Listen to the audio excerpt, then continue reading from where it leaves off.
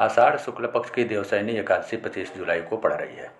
आज हम एकादशी के बारे में बात तो करेंगे ही, लेकिन ज्योतिष शास्त्र के अनुसार 4 राशियों को बहुत बड़ा लाभ दिख रहा है। लेकिन कुछ राशियां ऐसी भी हैं जिनके लिए बहुत बुरी खबर है, जो आप जान करके हैरान हो जाइएगा। आइए आगे बताते हैं। एकादशी से ही इस दिन चतुर्मास शुरू हो जाएंगे। यह व्रत बहुत ही मायने रखता है। इसके फल से व्यक्ति की अधूरी इच्छाएं भी पूरी हो सकती हैं।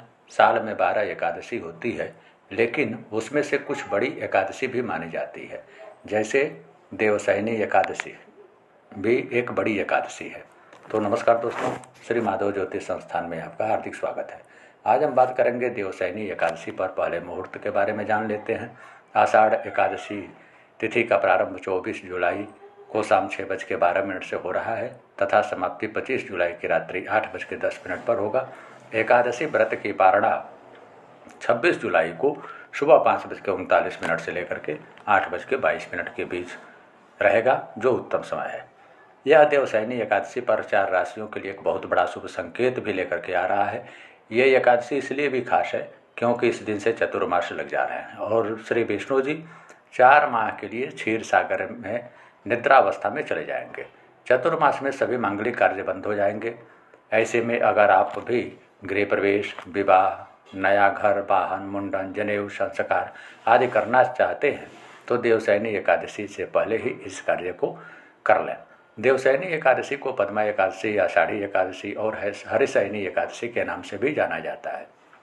देवशयनी एकादशी के 4 माह बाद भगवान विष्णु प्रबोधिनी एकादशी के दिन जागते हैं। इस दिन व्रत करने और विष्णु सहस्त्र नाम का पाठ करने से जाने अनजाने में किए गए सभी पाप व पिछले जन्मों के संचित पाप भी नष्ट हो जाते हैं और सौभाग्य की प्राप्ति होती है। इसकी पौराणिक कथाओं के अनुसार सतयुग में सूर्यवंशी राजा मंधाता राज्य करते थे। वे एक बहुत ही प्रतापी, धर्मात्मा, अपनी प्रजा को संतान की तरह पालने वाले चक्रवर्ती सम्राट थे। उनके राज्य में चारों ओर सुख शांति थी। अचानक लगातार 3 वर्षों तक पानी की एक बूंद भी नहीं गिरी। भीषण अकाल के कारण प्रजा अन्न जल के अभाव में तड़पने लगी और भूख से लोग मरने लगे। चारों तरफ त्राहि त्राहि मच गई। राजा अपनी प्रजा की रक्षा करने में असमर्थ महसूस कर रहे थे। इस भयंकर संकट से मुक्ति पाने का उपाय खोजने के लिए राजा मंधाता जंगलों की ओर निकल पड़े। भटकते हुए वे ब्रह्मपुत्र महर्षि अंगिरा के आश्रम में पहुंचे। राजा ने हाथ जोड़ करके महर्षि को प्रणाम किया और अपनी पीड़ा बताते हुए बोले, हे महर्षि, मैं अपने धर्म का पूरी निष्ठा से पालन करता हूँ, फिर भी मेरे राज्य में यह अकाल क्यों पड़ा है? मुझसे ऐसा कौन सा पाप हो गया है जिसका दंड मेरी प्रजा को भुगतना पड़ रहा है? तब महर्षि अंगिरा ने ध्यान लगा करके कारण जाना और कहा कि हे राजन, सतयुग का कालखंड सभी युगों में सबसे उत्तम माना गया है। इससे छोटे से पाप का भी बहुत बड़ा दंड मिलता है। आपके राज्य में नियमों के विरुद्ध जाकर के एक शूद्र तपस्या कर रहा है। जब तक उस पापी का वध नहीं किया जाएगा तब तक राज्य में वर्षा नहीं होगी। राजा मंधाता का हृदय बहुत उदार था। उन्होंने हाथ जोड़ करके कहा, हे महर्षि, मैं एक निरपराध व्यक्ति की हत्या कैसे कर सकता हूँ? कृपया आप मुझे कोई दूसरा उपाय या प्रायश्चित बताएं जिससे मेरे राज्य में वर्षा हो सके और मेरी प्रजा को जीवन दान मिल जाए। तब महर्षि अंगिरा ने राजा को आषाढ़ मास के शुक्ल पक्ष की एकादशी के व्रत का विधि विधान से करने की सलाह दी। राजा मंधाता ने अपनी राजधानी लौट करके चारों वर्णों ब्राह्मण, क्षत्रिय, वैश्य और शूद्र के साथ इस एकादशी का व्रत किया।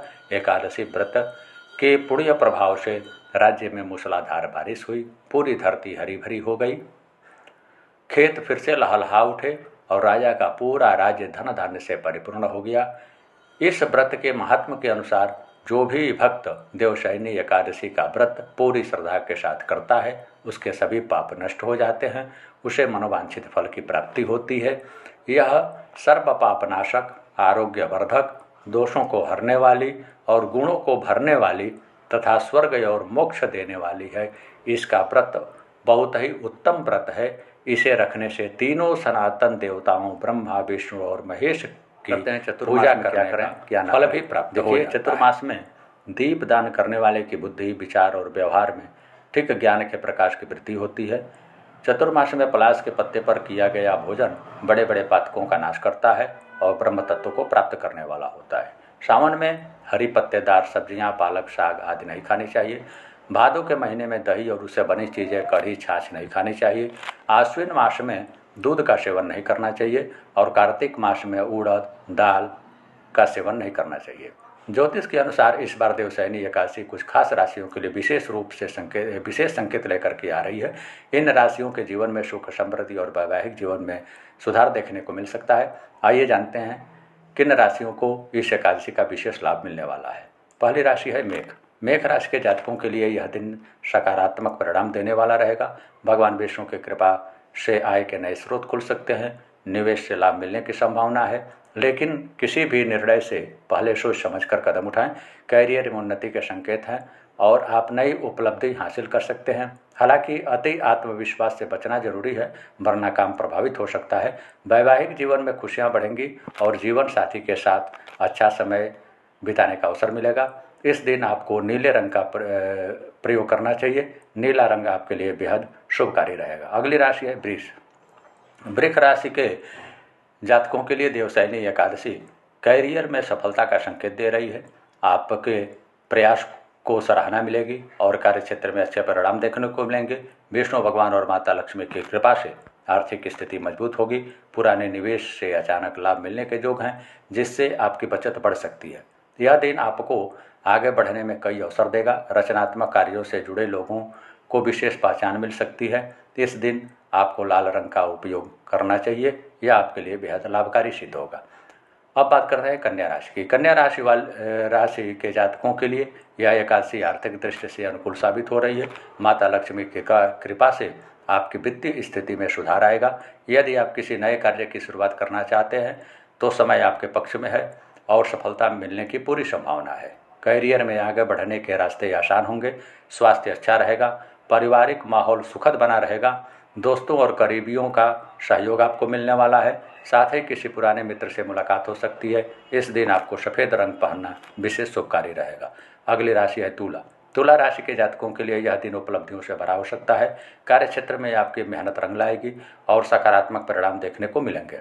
प्रेम संबंध और वैवाहिक जीवन में मधुरता बढ़ेगी। कोई नई उपलब्धि या खुशखबरी आपको मिल सकती है। आपका सामाजिक दायरा मजबूत होगा, जो भविष्य में फायदेमंद साबित होगा। मानसिक शांति बनाए रखना जरूरी है, इसलिए तनाव से दूरी बनाकर रखें। इस दिन आपको नेवी ब्लू रंग आपके लिए बेहद शुभकारी माना गया है। तो दोस्तों, आज के लिए बस इतना ही। आप सभी लोगों को देवशयनी एकादशी की हार्दिक शुभकामना। आप सभी लोग सुखी रहें, स्वस्थ रहें। वीडियो को शेयर करें, चैनल को सब्सक्राइब करना ना भूलें।